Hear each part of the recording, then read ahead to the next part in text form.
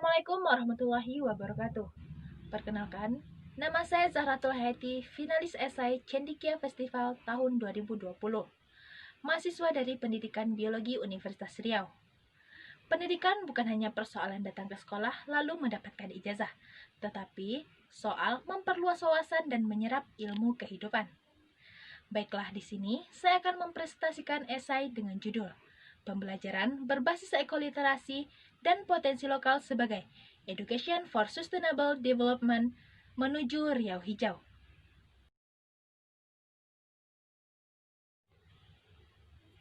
Indonesia memiliki luasan tutupan hutan yang cukup besar di dunia. Hal ini tentu membuat posisi Indonesia begitu penting dalam kancah internasional.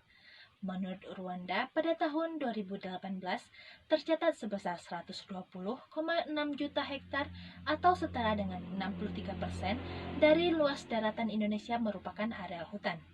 Namun dalam kenyataannya, hutan Indonesia terus mengalami deforestasi.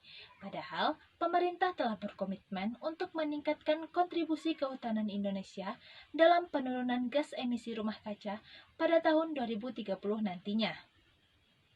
Menurut Badan Pusat Statistik, pada tahun 2016, Provinsi Riau merupakan provinsi dengan luas 8,7 juta hektar, di mana 7,1 hektar merupakan areal hutan. Potensi hutan yang begitu memadai ini malah dimanfaatkan oleh berbagai oknum secara berlebihan, tanpa memandang etika lingkungan, termasuk dengan membakarnya. Kebakaran hutan nandahan yang terjadi di Provinsi Riau telah menjadi perhatian global semenjak satu dasawarsa ini, yaitu karena menimbulkan polusi kabut asap bukan hanya di wilayah Riau saja, tetapi mencapai kawasan lintas batas ASEAN. Hal ini dapat terjadi karena rendahnya literasi ekologi masyarakat. Pendidikan formal sebagai salah satu agen untuk mengubah cara pandang dan tingkah laku perlu mengambil peran dalam mengatasi permasalahan lingkungan yang terjadi, khususnya mengenai potensi lokal setempat. Untuk itu, peran sekolah sangat strategis dalam mengintegrasikan konsep dan nilai-nilai lingkungan ke dalam pembelajaran.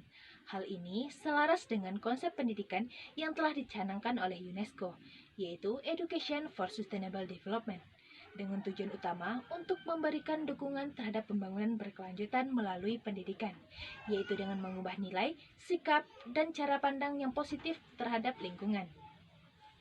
Penerapan kurikulum 2013 telah banyak menciptakan inovasi-inovasi baru dalam pendidikan.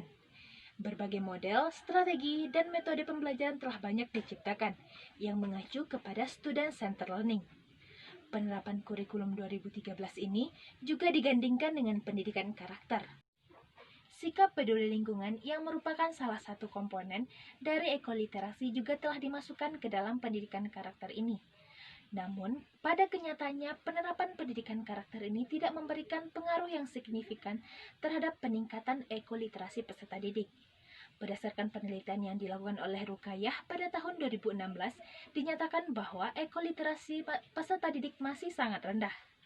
Hal ini disebabkan karena sekolah belum sepenuhnya mentransmisikan pengetahuan bermuatan lingkungan ke dalam pembelajaran.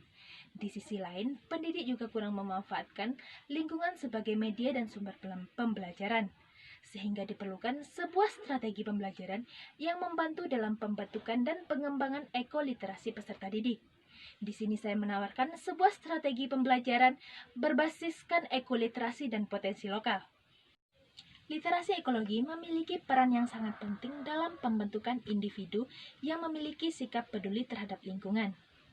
Literasi ekologi ini merupakan suatu tindakan yang menyeluruh mengenai pemahaman tentang konsep ekologi, sehingga diharapkan apabila peserta didik dapat memahaminya, dapat mengaplikasikannya pada kehidupan sehari-hari.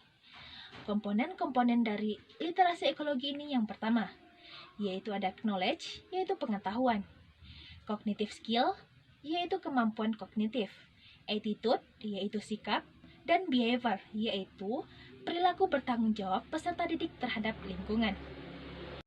Potensi lokal di sini memiliki makna sebagai sumber kekuatan yang dimiliki oleh masing-masing daerah, sehingga dapat dimanfaatkan pada berbagai kegiatan tertentu, salah satunya yaitu bidang pendidikan.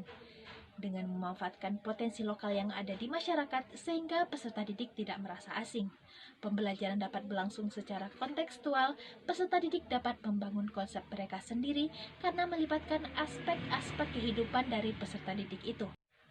Beberapa strategi pembelajaran berbasis ekoliterasi dan potensi lokal yang dapat diterapkan dalam pembelajaran.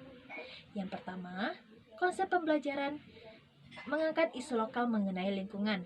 Contohnya pada daerah Riau dapat mengangkat masalah karhutla yang dapat diaplikasikan pada berbagai mata pelajaran.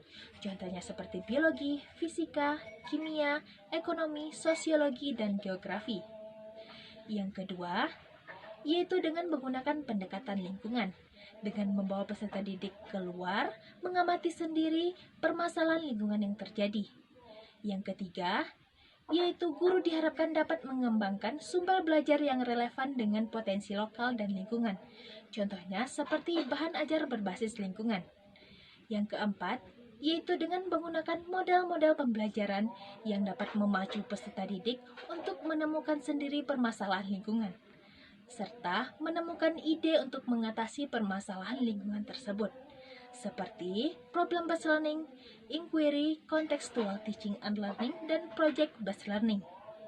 Yang kelima, yaitu sekolah juga dapat turut ikut andil dalam Education for Sustainable Development lokal ini, yaitu dengan mengadakan konservasi-konservasi di daerah setempat. Turut membawa peserta didik secara tidak langsung dapat menumbuhkan sikap peduli lingkungan. Hal ini dapat disalurkan melalui kegiatan-kegiatan seperti Hari Pohon Sedunia. Yang keenam, yaitu pemerintah juga turut ikut andil dalam Education for Sustainable Development ini, yaitu dengan memberikan apresiasi kepada sekolah-sekolah yang telah menerapkan konsep-konsep lingkungan, seperti sekolah berbasis Go Green. Selanjutnya, yaitu evaluasi secara berkala. Evaluasi ini bukan hanya ditekankan pada aspek kognitif saja, tetapi juga mengenai keterampilan dan perubahan sikap peserta didik yang merupakan produk akhir dari pembelajaran tersebut. Maka dapat disimpulkan bahwa ekoliterasi menjadi modal utama dalam menumbuhkan karakter peduli lingkungan dengan memanfaatkan potensi lokal yang ada sehingga peserta didik memiliki rasa memiliki terhadap sumber daya yang ada, sehingga resultannya kebakaran hutan dan lahan dapat dihindarkan.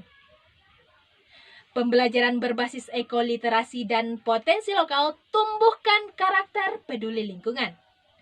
Terima kasih atas segala perhatian, mohon maaf atas segala kekurangan.